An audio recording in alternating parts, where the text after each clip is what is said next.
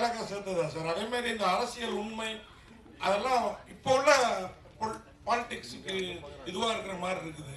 இல்லைண்ணா, இது வந்து காலகாலமாக எல்லாத்துலேயும் இருக்கிற பாலிடிக்ஸில் இருக்கிறது தான். இன்னைக்கு பாலிடிக்ஸில் இல்லை. பாலிடிக்ஸ்னு ஒன்று ஆரம்பிச்சதுலேருந்து இது மாதிரி பல விஷயங்கள் இருந்துகிட்டே தான் இருக்கு. அதெல்லாம் கரெக்டாக 40 பேருங்கிறது தான் எனக்கு கொஸ்டின். இல்லை நாங்கள் ஷூட் பண்ணதை எப்போ நான் முன்னாடியே எடுத்தது தான். ஓகே, அது ப்ரூஃப்ஸ் இருக்கு எங்ககிட்ட. ஓகே சார், அதே மாதிரி நல்லா இருந்தது வெப் சீரிஸ். தேங்க்யூ. அது மாதிரி நீங்கள் சொன்னீங்க இந்த கருப்பு சட்டை ஒரு கருப்பன் அவரும் உங்கள் கிளாஸ்மேட்னு சொன்னீங்க. அவங்க 2 பேருமே நல்லா ஒர்க் பண்ணிருக்காங்க. கிளாஸ் மட்டும் கூட இல்ல ரொம்ப ஈடுபாடா ஒர்க் பண்ணிருக்க மாதிரி. படிக்கிறதுக்கு அப்புறம் அவரு கருப்புலாம் இப்பதான் பாக்குறேன். படிச்சதுக்கு அப்புறம் ரொம்ப வருஷம் ஆச்சு. காலேஜ்ல படிச்சதுதான். அவங்களும் நடிப்பு தொழில் அப்படியே வந்தாங்க. எடிட்டர் அவர் வேலையை பார்த்துட்டு இருந்தாரு. இந்த ப்ராஜெக்ட்டுக்கு அவங்க தேவைப்பட்டாங்கன்னு கூப்பிட்டோம். நீங்க மீனாட்சி பேரை சொல்லிட்டதுனால மைக்க புடுங்க பாக்குறாரு. இன்னும் ஒரே அதாவது சார், இந்த காதலி விஷயம் இருக்குல்ல, எனக்கு ஒரு சந்தேகம். அவரை பாக்குறப்போ இவ்வளவு பெருந்தன்மையான கணவரா அப்படின்னு தோணுச்சு. அந்த மாதிரி என் காதலிகளும் யார்ட்டையும் இன்ட்ரோடியூஸ் பண்ணி வைக்கல, என் மனைவியும் யாரையும் எனக்கு இன்ட்ரோடியூஸ் பண்ணி வைக்கல. அந்த மாதிரி ரசத்துல இருக்காங்க. இல்ல, அதுல ஒரு முக்கியமான விஷயம் ஒண்ணு சொல்லியிருக்கோம். என்னன்னா, அவரு பொண்டாட்டியா அவங்கள நினைக்கல. சரியா? அவங்க வந்து அந்த குழந்தைங்களுக்கு அம்மாவா தான் இருந்திருக்காங்களே தவிர இவருக்கு ஒய்ஃபா அவர் இங்க எங்கேயுமே இருக்கல. ஸோ அப்படி இருக்கிற ஒரு தியாகிக்கு இவர் பெருந்தன்மையா இருக்கிற தப்பே இல்லைல்ல. அவங்களுக்கு இவரும் விட்டு கொடுத்து போனவங்கள லைஃப்ல. சாந்திமா இதுல வந்து ஒரு டயலாக் வந்து மக்களுக்கு ஏதோ நல்லது செஞ்சா வந்து அவங்கள வந்து இது பண்ண மாட்டாங்க அப்படிங்கிற மாதிரி ஒரு டயலாக் அது கொஞ்சம் அந்த டயலாக் வந்து சஞ்சீவ் சார் வச்சு பேச வச்சிருக்கீங்க. சஞ்சீவ் சார் விஜய் சாரோடைய நண்பர். அது வந்து விஜய் சாருக்காக வச்ச டைலாக் மாதிரி இருக்கு. அது வந்து மனதில் வச்சு எழுதுனதா இந்தியா எழுதுனதா? இல்லைன்னா சஞ்சீவ் சாருக்காக வச்சது இல்லை. கமிஷனர் வந்து ஜென்ரலாக சொல்லுவார், நல்லது பண்ணுறவங்களும் இங்கே வளர விட மாட்டாங்கன்னு. அது யாராக வேணாலும் இருக்கலாம்ல. இப்போ இல்லை, அது எப்போலேருந்தும் நல்லது பண்ண ஒருத்தன் கிளம்புனா வளர விட மாட்டாங்கங்கிறது தான். அது வந்து கமிஷனரோட பாயிண்ட் ஆஃப் வியூ தான். அது வேற யாரோட பாயிண்ட் ஆஃப் வியூ கிடையாது.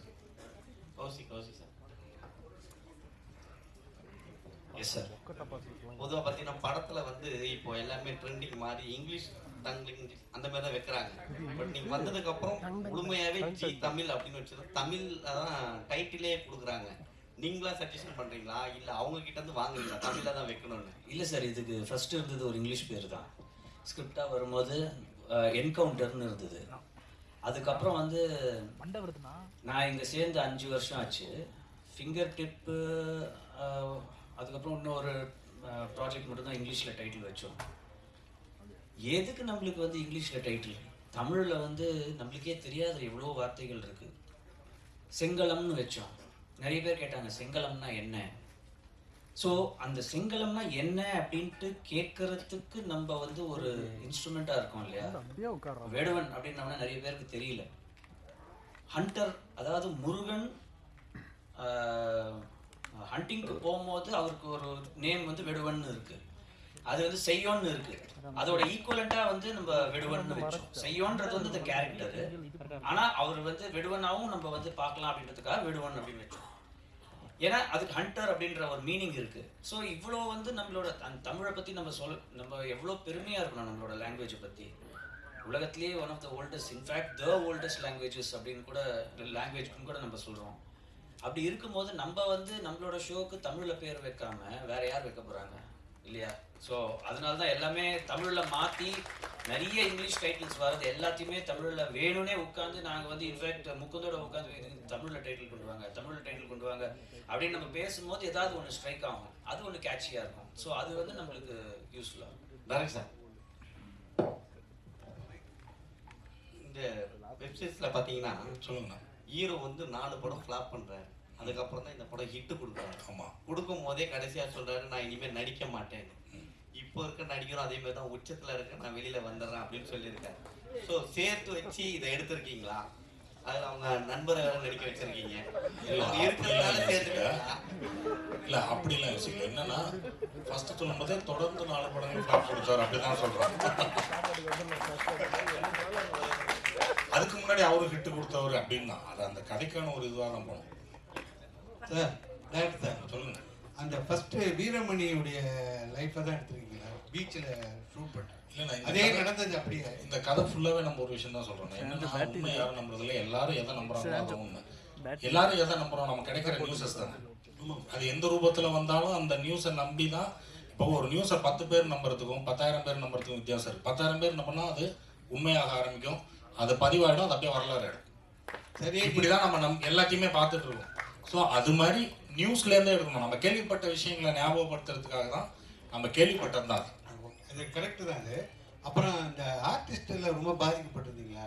அந்த கதையை சொல்லும்போது நடிகர் வந்து ப்ரொடியூசர் சொல்கிறார்ல, அந்த நடிகை கதையெல்லாம் மாற்றாம நிறைய பாதிக்கப்பட்டிருக்கீங்களா? ஆனால் அது ப்ரொடியூசர் பாயிண்ட் ஆஃப் வியூனா அவங்களுடைய உணர்வு அப்படியே சொல்லியிருக்கீங்க. அது நீங்கள் ப்ரொடியூசர் தான் கேட்கணும். டைரக்டர் சார் சொல்லுங்க. Sorry question sir. ஒவ்வொரு கேரக்டரும் நீங்கள் சூஸ் பண்ணுங்க. Thank you thank you. கண்ணா ரவி நான் வந்து ஒரு ராஜேஷ் கண்ணாவை பார்க்குறேன், சூப்பர் ஃபியூச்சர். அப்புறம் உஷாவோட கேரக்டர் அடைந்த ஈஸ்வரி ராவோட மெச்சூரிட்டி ஒவ்வொரு ஃப்ரேம்லையும் that is saying a tall order. But அவ்வளோ தூரம் பண்ணாங்க. Lavanya is a very sweet girl, sister, everybody sister. ஒரே ஒரு சின்ன ஒரு இதுனா இந்த இவங்க வீட்டுக்கு அழைச்சிட்டு போகிறாங்க இல்லையா, பிரதிஷா இவங்கள முடிய கண்ணாவை, அப்போ வந்து தெரிஞ்சுடுறது யார் வீட்டுக்கு. அந்த போஸ்டர் நீங்க காமிக்கிறீங்க, ஆதியோட போஸ்டரும் அந்த ஹென்ச்மேன் வந்து ஒரு குரூப்பா 4 பேர் போவாங்க. that could have been, the suspense could have been retained for 2 more minutes. என்னோட சின்ன ஒப்பீனியன். அது நம்ம ட்ரெய்லர்லயே சொல்லிட்டோம். நான் ஹஸ்பண்ட் அதுக்கு மேல ஒண்ணுமே இல்லையா. Already told. ட்ரெய்லர் பார்க்கல. Please to more sir. Sanjay sir எங்க சார் சஞ்சய் ஒரே செகண்ட். சார் கேட்ட இதுக்கு வந்து இன்னொரு கருத்து ஒன்று சொல்லணும்னு நினச்சேன். நானும் ஒரு காலத்தில் நடித்தவன் தான், நானும் கேள்வி கேட்டவன் தான். இன்ஃபேக்ட் நான் ஒரு இன்ட்ரெஸ்டிங்கான இன்சிடென்ட் சொல்லணும்னு நினச்சேன். ஒரு ஆர்டிஸ்ட் வந்து ரொம்ப ஜஸ்டிஃபைபிளாக ஒரு கொஸ்டின் ஒன்று கேட்டாங்க அப்படின்னா அதை காது கொடுத்து கேட்கணும். ரொம்ப ரொம்ப 2 நாள் முன்னாடி நடந்த விஷயம் சொல்கிறேன். கண்ணா ரவி வந்து ஒரு விஷயம் எங்ககிட்ட ஒரு டவுட்டு கேட்டார். எங்களுக்கு அது நியாயமாக பட்டுச்சு, அதை நாங்கள் மாற்றினோம். அந்த மாதிரி ஒரு விஷயம் ஒரு நடிகன் கேட்கும் போது கண்டிப்பாக மாற்றலாம். சும்மா ஏதாவது எனக்குன்னு இப்படி வெய்ய எனக்குன்னு அப்படி வெயின்னு கேட்கும் போது தான் பிரச்சனை வருது சார். சஞ்சீவ் சார், சார் நீங்கள் மேடையிலே வந்து ஒரு ஃபீல் பண்ணீங்க, நீங்கள் ரொம்ப நல்ல நடிகர் சரிங்களா, எல்லாத்துக்குமே அட்ஜஸ்ட் பண்ணிட்டு போகிற ஒரு நடிகர். ஆனால் உங்களுக்கு ஒரு வாய்ப்பு வந்து தமிழ் சினிமாவில் ஒரு முக்கியத்துவம் கொடுக்க மாட்டாங்க ஒரு விஷயம் இருக்குது. அதை நீங்கள் எப்படி பார்க்குறீங்க? இப்போ வந்து ஜி வந்து உங்களுக்கு எடுத்திருக்காங்க, படம் வந்து சூப்பராக வந்திருக்கு, நீங்களும் நல்லா நடிச்சிருக்கீங்க, அதில் பார்த்தீங்கன்னா விஜய் மாதிரியே வர்றீங்க. சரி, இது உங்களுக்கு எப்படி தோணுது? நல்லா நடிச்சிருக்கீங்கன்னு சொல்லிட்டு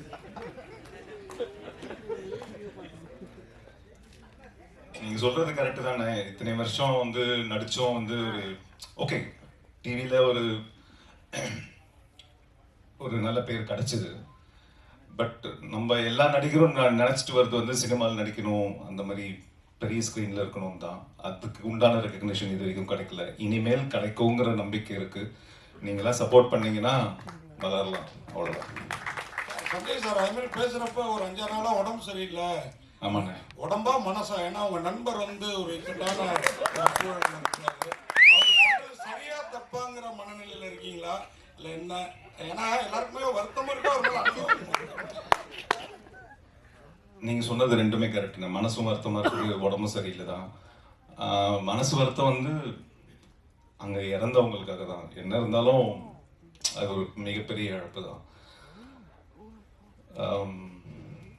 அதான் விசாரிக்கிறாங்களே, விசாரிச்சு என்ன உண்மைங்கிறது வெளில வரட்டும். அது வரைக்கும் நம்ம அதை பத்தி பேசுற அளவுக்கு எனக்கு அந்த இடத்துல இல்லாதனால எனக்கு அவ்வளவு நாலேஜ் இல்லை. ஸோ எனக்கு தெரியாது. விசாரிக்கிறாங்க, கரெக்டாக விசாரிச்சு எல்லாம் உண்மையை வெளில வரும்னு நம்புறேன். படத்திலேயே வந்து பேட்டியாருக்கு ஒரு என்கவுண்டர் பண்ணதை, ஆனா இது 41 பேர் இறந்துருக்காங்க, அது கில்ட்டி யூஸ் பண்ணாரா? ஏன்னா மக்கள் எல்லாமே எதிர்பார்க்கறாங்க என்ன வாயை திறக்காம இருக்காருன்னு சொல்லிட்டு விஜய் அவர்களை. நீங்க உங்ககிட்ட தான் ஷேர் பண்ணிருக்காரா இல்ல நீங்க கில்ட்டியா இருக்கிறீங்களா? என்ன நாம பேசாமே இருக்கான்னு இந்த கதையை பத்தி பேசுவோம். நீங்க அதான் சொன்னல, நீங்க கேட்கறதுக்குலாம் வந்து எனக்கு அந்த அளவுக்கு நாலேஜ் இல்லை, நம்ம அங்க இல்லை, அதனால நம்மளுக்கு தெரியாது.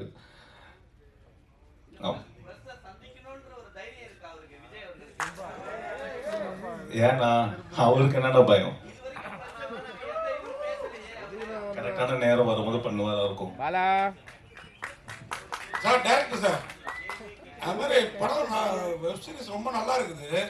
சில இடங்கள்ல டயலாக் வந்து இன்னும் கொஞ்சம் மெச்சூர்டா, என்னன்னா மெயினா இந்த கமிஷனரும் கண்ணா ரவி சாரும் பேசிக்கிறாங்க. அதாவது அவர் போயிட்டு இன்னைக்கு நைட்டு ஹெட்லைன்ல வரும் சார்னு. ஆக்சுவலா பத்திரிகை டிவிக்கெல்லாம் போலீஸ் ஸ்டேஷன்ல கொடுத்தாதான் ஹெட்லைன்.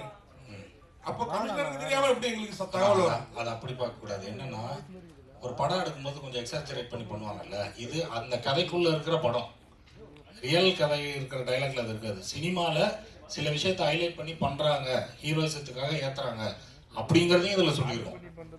ஸோ ஓப்பனா ஒரு சினிமாவை எப்படி பார்க்கணுமோ அப்படிதான் சினிமாவா பார்க்க, அது சினிமாக்குள்ள இருக்கிற கதை அது.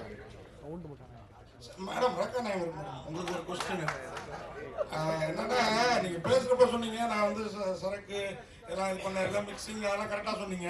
ஆனா சரக்கும் சூடா தான் இருக்கும். வர காப்பி அளவுக்கு சூடா இருக்காது, ஆனா சூடா தான் இருக்கும். அதை விட்டுருங்க, நான் அதுக்குள்ளார வரல. நீங்க இங்க இருக்கிறவங்க எல்லாம் எழுத மாட்டீங்கன்னு சொன்னீங்க. நாங்கெல்லாம் எழுதாமலாம் நீங்க எல்லாம் தெரியுறீங்க, ஏன் அப்படி சொல்றீங்க? இல்ல நல்ல படங்கள் நடிச்சா நல்லது எழுத மாட்டேங்கிறீங்க. நீங்க எழுதுறீங்க, நீங்க எழுதுறதெல்லாம் நல்லதா இல்லையாங்கிறது என்னோட வருத்தம். கண்ணா ரவி சார்ட்ட கேட்டு பாருங்க, அவரோட ஒரு படத்துக்கும் பாராட்டிட்டு இருக்கோம். பேசுறோம், இப்ப எழுதுறது பேசுறோம். அந்த மாதிரி உங்களையும் நிறைய பேசியிருக்கிறோம். சில பேர் முன்ன இருக்கும், அதுக்காக எல்லாரையும் ஒரே மாதிரி பார்க்காதீங்க. நீங்க நல்லா எழுதினவங்க தான் இந்த மேடையில உட்காந்துருக்கோம். அதுதான் பவன் சார் செலக்ட் பண்ணியிருக்காரு. இன்னும் நல்லா எழுதுங்கன்னு தான் கேட்கறோம். நன்றி. சரக்கு எப்ப அடிப்பீங்கன்னு சொல்லுங்க, வந்து டெஸ்ட் பண்ணி பாக்குறேன்.